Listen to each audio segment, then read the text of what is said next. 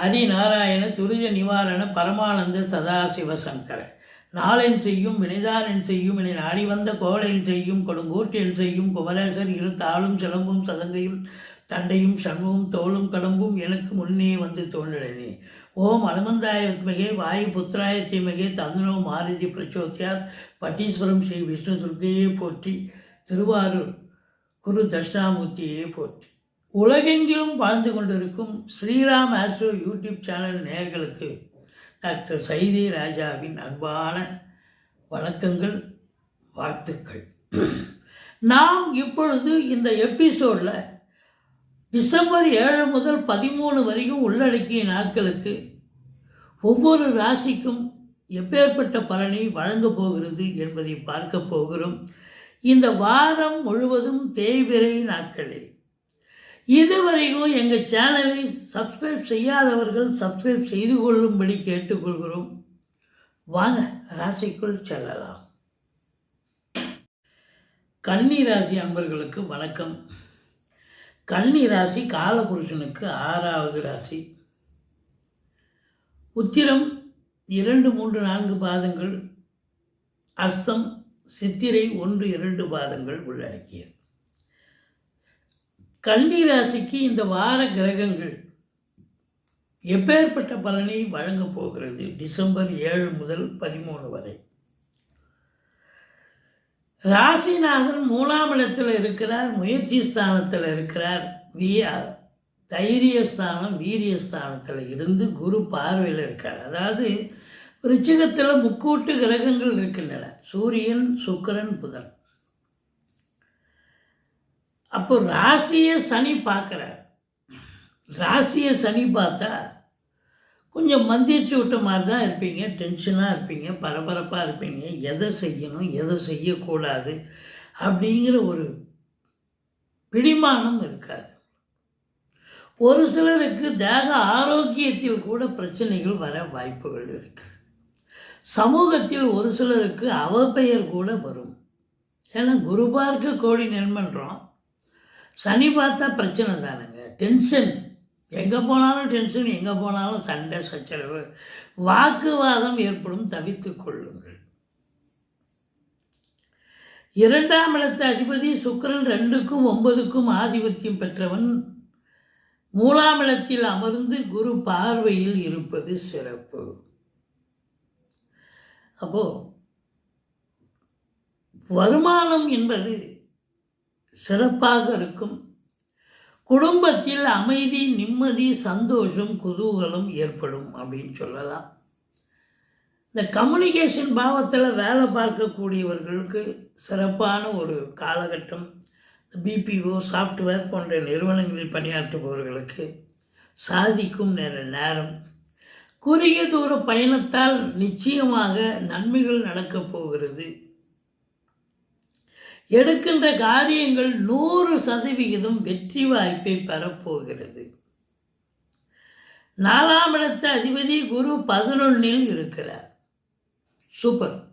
அசையா சொத்துக்கள் மூலம் வருமானம், லாபம், தாய் வழி சொந்தங்களால் அனுகூலம் இருந்த போதிலும் 4ஆம் இடத்தில் சனி பார்வையில் இருப்பது தாய்க்கு தேக ஆரோக்கிய குறைவு ஏற்படலாம், மருத்துவ செலவுகள் வைக்கும்.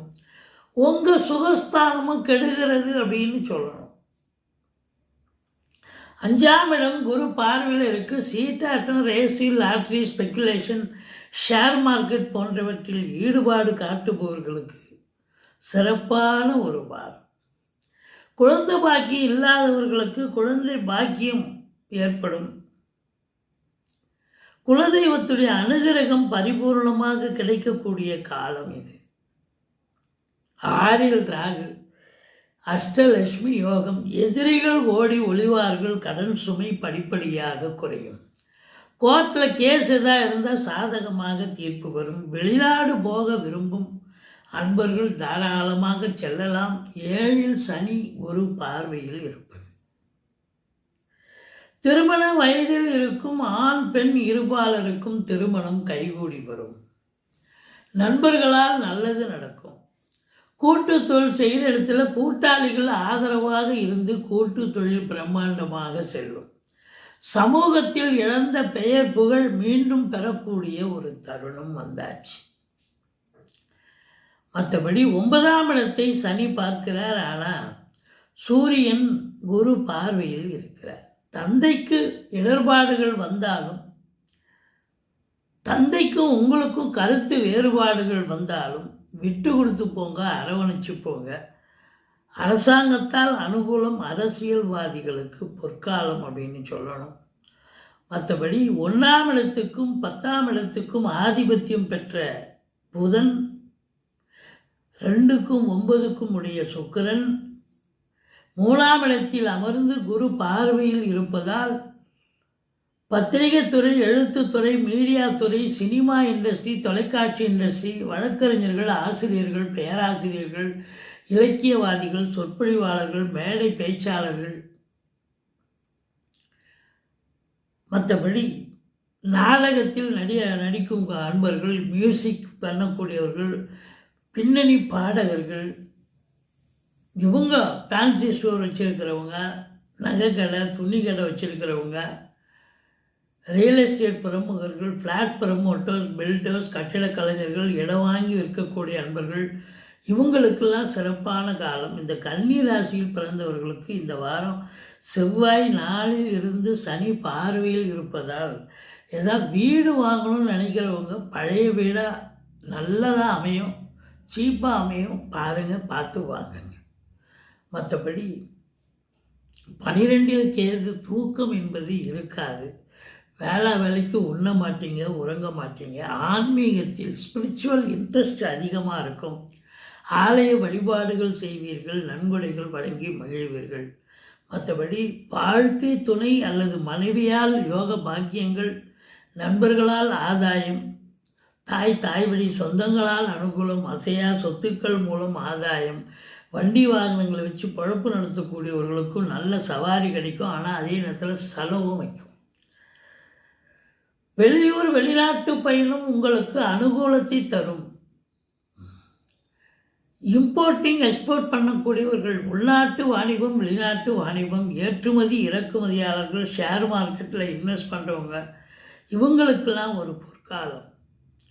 11க்குடைய சந்திர பகவான் இந்த வாரம் 10ஆம் இடம், 11ஆம் இடம், 12ஆம் இடம் ராசி 4 ராசிகளை கலந்து வந்து பலனை தரப்போகிறார். 10ஆம் இடத்தில் சந்திரன் இருப்பது சூப்பர். 11ல் 11க்குடைய சந்திரன் குருவோடு சேர்ந்திருப்பது இன்னும் சிறப்பு. சந்திரன் கேது 12ல் இருக்கிறது. கொஞ்சம் டென்ஷன், பரபரப்பு இருக்கும். ராசியில் சந்திரன் இருந்து சனி பார்வையதால்